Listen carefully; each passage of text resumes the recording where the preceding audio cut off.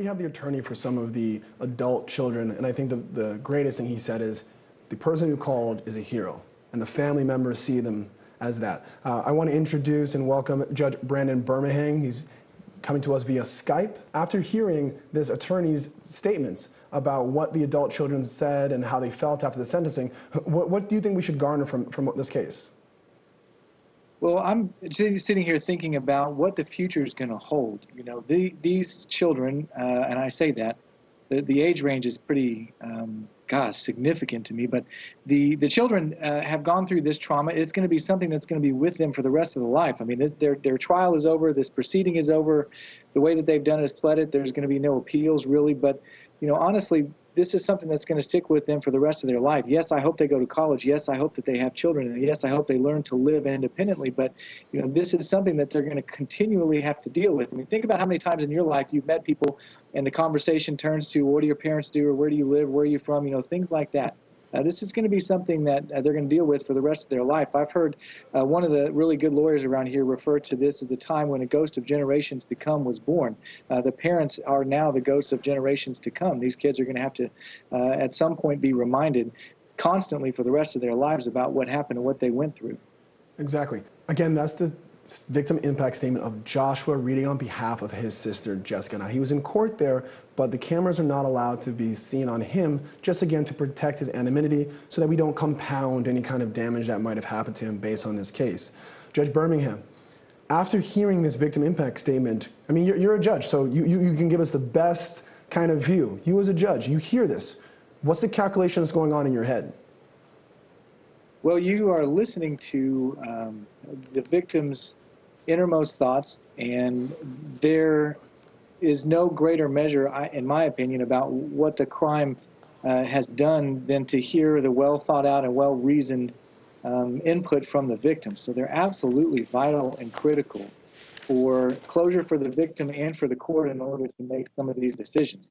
This is a very heartfelt one. I think most people would be surprised to hear sort of the forgiving tone and the gratitude for the way that they were raised. Y'all were talking about before this idea of Stockholm Syndrome, and that's something that I hadn't really expected when I first heard about this case. But these are the most emotional parts in any courtroom in the country. The victim impact statements are always the most emotional parts. And that we're seeing that played right out here live in California. Yeah. Now, kind of to touch on that Stockholm Syndrome, you as a judge, and I love the fact that I have this opportunity to do this. I don't get this oftentimes in our job.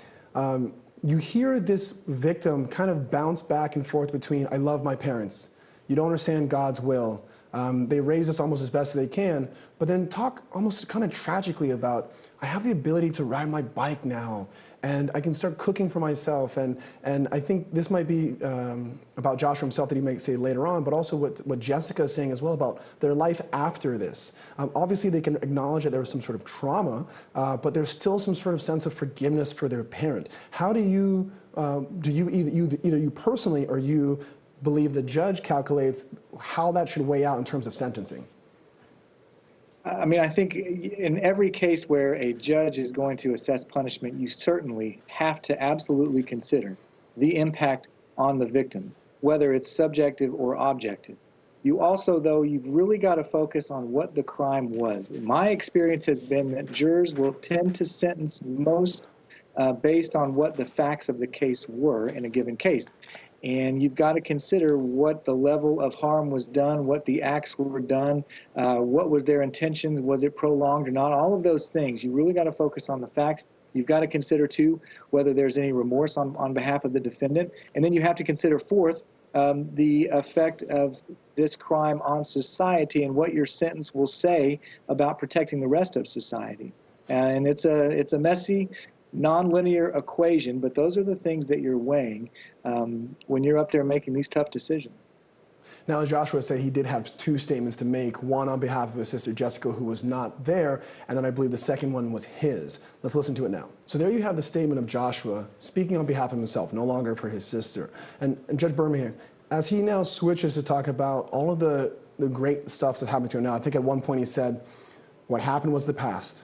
Now let me tell you about what I got going on for myself now. And it seems like a very bright future for a young man who has such a grim past. How are we taking this into account as to the sentencing? Well, I think that there is an element of redemption. There's a certain element of strength and fortitude that you're seeing from him. There's also a very common theme that's running through these victim impact statements, which is the solidarity of those that have gone through, all the brothers and the sisters. They appear to be, by everything that we've heard, pretty close, they're supporting each other. They obviously communicate very well with each other, and they're supporting each other throughout this entire process. So that's a very, very good thing. Those are all factors that you want to consider when you're making the assessment and determining what the appropriate sentence should be. But it all goes back to what the facts of the case are, and you got to keep going back to that. Yeah. What was the exact level of the crime? What was the planning? What was the effect? What was all of those things are vitally important in assessing punishment. Yeah, and I guess, at least in my mind, and this is why I posed the question for you, and I love the fact that you're here with us, is there's two stories here. There's a story of tragedy, and Joshua has almost provided us a second story of redemption and moving forward, as you alluded to. But I guess what makes it hard for me to connect is, how did the parents help with that redemption? Is this more about the strength of Joshua and less about how the parents might have helped him? Because it seems like he's thrived and, I don't want to say risen, might be a bit of a pun, but he's kind of risen but for his parents. So why should the parents get credit for that? Well, I think you bring up an excellent point. The strength and the resolve and the wherewithal of the victim comes solely from the victim. The parents should be punished for their acts, not how a person has reacted to their acts. And that's what's going to happen in this case. The strength and the faith seems to be unwavering in this young man. It's actually very inspiring. I'm glad to hear and proud to hear that he's coming through this as strongly as he appears to. I will say that he's got quite a challenge ahead of him. This is going to be a lifelong process for him. He's never going to outgrow it. He's never going to forget who his parents are, where he came from, and that's something that the judge is also going to have to consider. What is the impact on the victim, not just today, but there is no point in time at which he will be completely healed from something like this. This is going to be with him, as I said before, for the rest of his life, as well as the other children. Absolutely. I mean, some scars fade, some scars disappear, but these type of scars, especially the ones that are unseen, they can last for a lifetime. But thank you for your input, Judge. There you have the defense statement, first read by their lawyer, and then it appears that David had a better way of interpreting it, so he wanted to read it himself. Judge Birmingham, as we listen to this statement by David Turpin, my question for you is, as a judge especially, what could have been said or might have been said that you think maybe I might alter my decision? I'm still going to sentence him, but maybe I'll alter it. I think perhaps this is we talked about that victim impact being the best piece of evidence for what the impact is on the victim. A statement like this perhaps might give you great insight about how the defendant might have learned from his mistakes, or whether he's accepting responsibility for the crime. Is it true remorse, or is it a show in order to get a lesser sentence? And you've got to just watch his demeanor, watch the words, or listen to the words that he's saying, listen to the way that he interprets what he did and the impact on the victims, and you put all that together and determine whether or not you think it's worthy of reducing a sentence. Yeah, and so for a moment, let me put on my public defender hat, because when I was listening to this, I was kind of wanting more and kind of being like, exactly what you're saying, take some responsibility. What I would have loved to have seen is say, not necessarily that's a mistake, because you kind of heard it from the victim impact statements that they were trying their best. Maybe if David Turpin comes up and says, at the time I thought I was doing my best. This prosecution has opened my eyes and shown me that parenting is a lot more, that I fell far short of any responsibility and duty that I had to take care of these children. And Judge, while the sword might be long and broad, I am ready to fall upon it. I kind of wanted that, but I didn't hear that. Yeah, I didn't hear that either. I was curious to see whether we would. I'm also curious to see, though, what created Mr. Turpin in 2019. How is it that if what he says is true, that his parenting was just misguided but well-intentioned. Where in the world did that come from? If this is how he was raised, if this is where he came from, well, that might shed some insight on it, and perhaps he is just exactly like one of his children that we might see 40 years later. I mean, if he was created in the way he was raised, if this is what we're left with, that might give the court some insight as well. So there's a lot of dynamics that you can try to gain from what he's saying in this victim in his statement.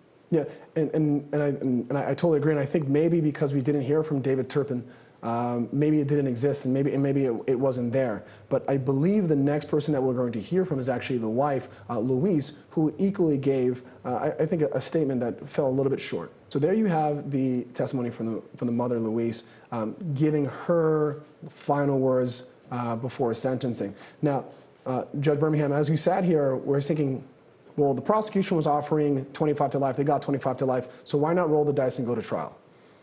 What do you think? Yeah, it's curious to me what the benefit was for the defense if they pled to the max. You know, it is possible, and there's nothing lawfully that says you can't plead to the maximum. It's just that you've got to be really, really sure. And I'm curious to see why is it they pled to the max? Did they avoid getting stacked sentences? Maybe there could have been 13 25 to life sentences as opposed to just the one.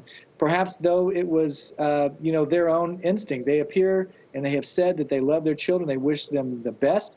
Perhaps this is their way of saying, I don't want to put my children through anything else. I want to, let them go without being a part of a public spectacle, which this trial would surely be, and have their faces plastered everywhere and things like that. So maybe this is a gift to them, to their children. I'm not sure. Yeah, and just to remind our viewers, when a person takes a plea or pleads guilty to something, that is solely within their power. So we might, as lawyers or judges, be like, hey, strategically, why not roll the dice? But if they say, hey, I don't want to go forward, I want to take this plea, you have to honor that. So maybe that's it. Maybe we're thinking strategically, and I agree with you, why not go to trial? But you might also be right, Judge Birmingham. Maybe they said, hey, I don't want to put my children through this. I want to accept responsibility, and I know the offer is very high, but that's the road I want to travel down. I mean, maybe that could be it as well. It certainly might be. And, I guess maybe we can find out, do a little research, and get back to some of the viewers about that. Yeah, it appears that when we after the sentencing, there was a press conference with the lawyer for some of the adult children speaking about this, and I think he made comment that at this point the children don't want to speak with anyone, and that's completely understandable. We might not hear from them for many, many years, but maybe years down the road someone wants to speak, and we might hear to that effect, or maybe we might hear from the defendants in this case as to what was going through their mind at that time. Judge Birmingham, I believe that you're signing off with us soon. It's been an honor and a pleasure to have you here. Thank you for the great insight. We will continue to report the Turpin case as they were sentenced to 25 years to life. Final words, if you can give us your interpretation and your view of the sentencing here in just a few words, what would you say about it, Judge Birmingham? Well, I would say that I would encourage the parole board to look at all the facts and circumstances in this case, number one, and number two, I sincerely hope and pray for the best to come for all of the victims of this particular crime.